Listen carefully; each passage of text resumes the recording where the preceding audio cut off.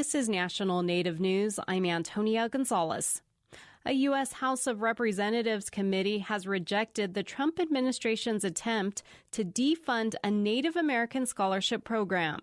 Arizona Public Radio's Ryan Heinches reports it was the second time the White House has tried to eliminate the higher education grant. The Bureau of Indian Affairs administers the program that assists thousands of tribal students nationwide in attending and graduating from college. But the Trump administration announced in March it was cutting all of the grant's nearly $40 million in funding for the 2020 fiscal year.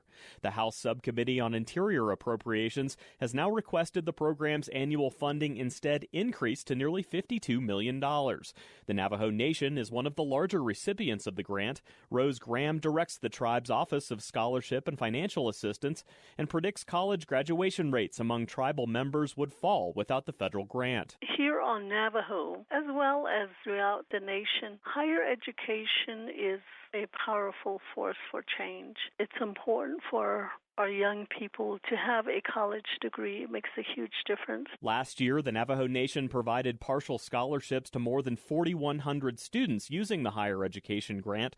Graham says her office can only fund about half the applications it receives under current levels, but with the proposed increase, she hopes to boost the number. The U.S. Senate will now consider the grant's expansion.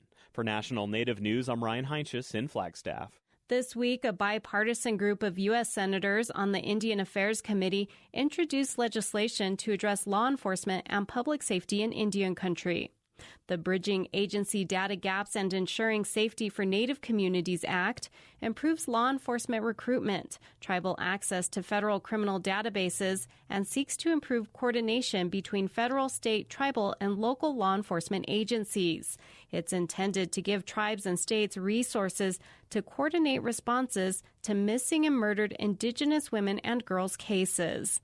The bill is expected to get a legislative hearing next week in the Senate Committee on Indian Affairs. A number of tribal leaders and Native groups are backing the bill. In Minnesota, the Minneapolis Park and Recreation Board voted this week to officially change the name of Lake Calhoun Park to Bede-Makaska Park, KSTP reports. It's one of the latest moves involving the controversial name change. A few years ago, a group in Minneapolis successfully moved to reclaim the lake's Dakota name. They received approval of the Minneapolis Park Board, the State Department of Natural Resources, and the U.S. Board of Geographic Names. But in April, a court ruled the State Department of Natural Resources did not have the authority to rename the lake. The Resources Department is appealing that decision. There's also a proposal to rename 4 roads which contain the name Calhoun. A public comment period on the street names is currently taking place, with a public hearing to be held in August. The New Mexico Indian Affairs Department announced this week more than $14 million in funding will go to help 11 tribal communities improve infrastructure. Tribal leaders say a lack of basic infrastructure needs impact the health, social, and economic conditions of their communities. State leaders say projects are essential and often long overdue. The funding will help tribes with water projects, roads, construction of a Head Start program, and the design of a fire station. I'm Antonia Gonzalez.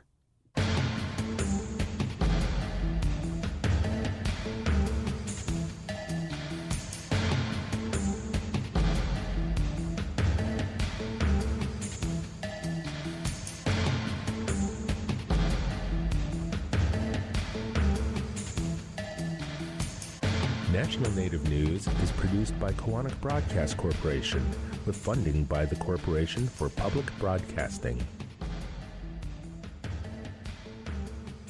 My day one. My day one. My day one. My day one. My day one. My day one. My day one. Day one.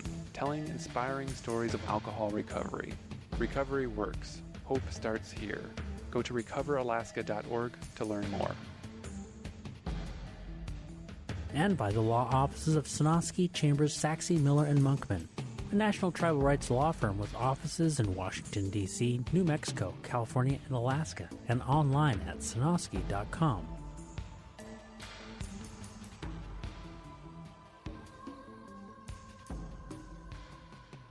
Native Voice One, the Native American Radio Network.